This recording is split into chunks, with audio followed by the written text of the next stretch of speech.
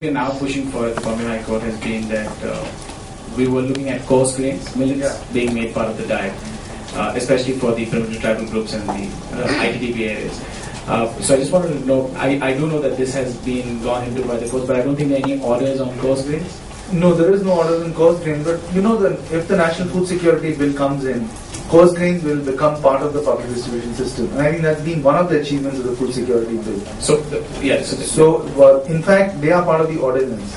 Ordinance, yeah. What you should do is take the ordinance to the High Court. No, so the government has argued that please leave aside all the judgments of the Supreme Court, blah, blah, blah. Now the ordinance holds the ground. So the provisions within the ordinance are adequate according to you for us to pitch that? For millets. For millets. Absolutely. Because what the ordinance says is that you can have either rice or wheat or millet. Yeah. So if the court is inclined to pass an order on millets, because the government has argued that the offtake is less because it's not part of the diet of the tribal population. So the court was inclined to pass that order. But I just want to check with you. The reason I was asking you this was, is there any documentation available with the Commissioner's office? For the simple reason that in case the ordinance fails, and the court passes an order and the ordinance does not last beyond its 6 months period, is there any other documentation that we can rely on so that because this court is very progressive on this issue and it will record all of those findings, and subsequently in case the ordinance fails, the other observations will hold. So are you in touch with the Millets Network of India? No. Okay. So what I'm going to do today is in fact I'll do it right away because you're saying the case is coming up on Monday? Friday. Okay. So I'm going to put you in touch with the Millets Network of India. We have extensive documentation. My very good friend Satish and others have extensive documentation that you can use in the court. So I'll give you his mobile number right away. I would suggest that you step out of the room and start talking to Satish.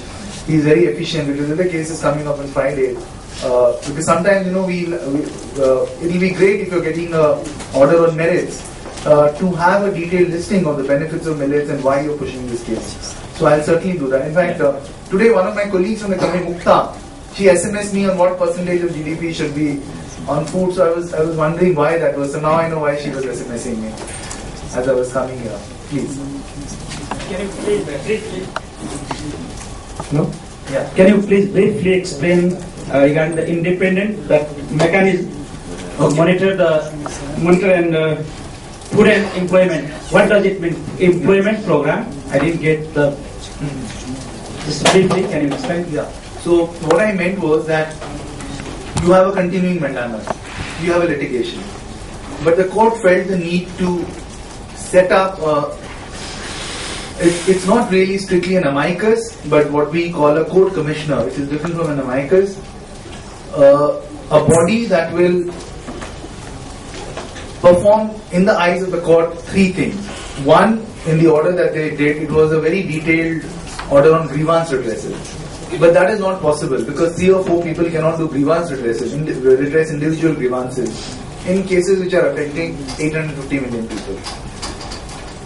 The second role that was envisaged for the commissioners is to be a bridge between the court and the petitioner. And the third role that was envisaged for the commissioners was to be a bridge between the government and the court. To interpret, to ensure compliance with the directives of the court, and to ensure that governments interpreted the court directions as they're intended by the court. They did not tinker with it, they did not change it, and so on. So that is really why this mechanism was set up, and also because the courts recognized that there were 9 schemes. There's National Rural Employment Guarantee Act, there was, or its predecessors rather, the SGRY 1 and 2. You had midday meals, you had ICDS, you had a whole lot of schemes which had very, very complicated mechanisms, issues, things keep cropping up all the time, corruption, leakages, policy issues.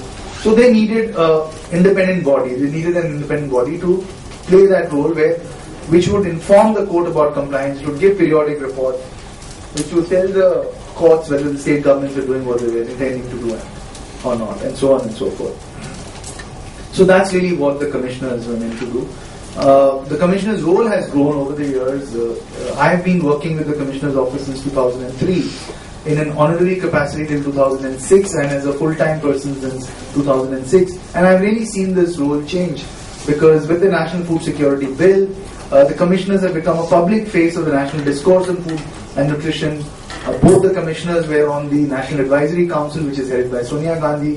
One of the commissioners was the chairperson of the group that drafted on behalf of the National Advisory Committee the National Food Security Bill. So I have seen that role change. We are now much more legitimate public advocates. So we would be called upon to comment on television or radio or interface on a range of food issues. So there is a certain legitimacy that this office has gained over the years, which is not the intent of the court initially when it was set up. Yeah. Hi. Hello. I just have a little question on first methodology about the graphs that we were. So this is about the fact that the per capita daily availability of food has declined. So I just wanted to understand on what methodology has been resorted to in terms of calculating that. Second is as far as the PUCL case is concerned, you said that there's been already 151 interim orders have been passed. As far as the nutritional security as opposed to or as compared to food security is concerned, what have been the deliberations and the orders, interim orders passed by the Board of Nutritional Security? Okay, now that per capita availability is a very simple thing. It's availability is production minus feed, seed and wastage minus exports. What is actually there, what theoretically at least can be consumed by an individual. So that's very simple. It's a standard calculation. Your question is very important actually. Have we moved nutrition security in the PUCL case? And the answer is yes and no. It is yes because the Integrated Child Development Scheme has many provisions for pregnant and lactating mothers, in terms of maternity entitlements. All the 6 services of the ICDS are covered under the scheme. So yes, some aspect of nutritional security has been covered. But I would say no, and I would say it's a failure. It's a failure of the Right to Food campaign. It's a failure of HRLN. It's a failure of the Commissioner's office. It's a collective failure that we were unable to push the envelope on nutrition security. Because we did not give the importance that we should have given to the issue of sanitation, to the issue of drinking water, to the issue of quality primary health care in this case that we put. And let me tell you, one may argue that look, the courts were there and we could only do so much and maybe it required separate litigation. I don't buy that, because when we wanted to, we brought the homeless issue. The court has passed 30 orders on urban homeless. And I think the issue of homelessness is more tangential. It's linked, no doubt, but it's more tangential to the issue of food security than say drinking water and sanitation. So I think there is a problem here, and the problem is as follows: that much in the same way that there is a lack of institutional understanding within government about nutrition security and the social determinants. People understand it intellectually, but institutionally, they're still in silos, they don't converge. I think this problem is in civil society as well.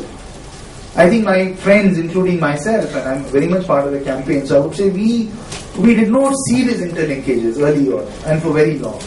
And I think it's been our failure. And because we did not see it, we did not push Colin and the legal team or HRLN to file. We did file some interim applications, to be fair, particularly one on drinking water. But I don't think we really took it to its logical conclusion. We didn't put our best foot forward. And I think if there's one thing I could change all over again in this case, I would do precisely what you said, is to bring nutrition security into the heart of the right to food discourse in India. Yes, please.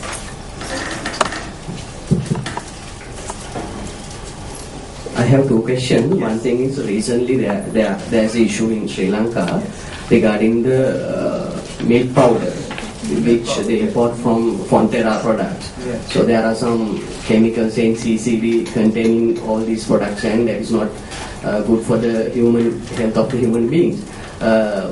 Is there any policy in India regarding the products which they are importing from other countries? The first question is that. The second question is right to water. Right to water is another issue in Sri Lanka. Now, whether the right to water is also part and parcel of your struggle of right to food. Okay, on the first question, since you said milk powder, see there are two kinds of legislation broadly. One kind of legislation is, of course, the food adulteration legislation. So we have a Prevention of Food Adulteration Act. We now have a Food Safety and Standards Authority of India, which have pretty stringent standards on all of these issues.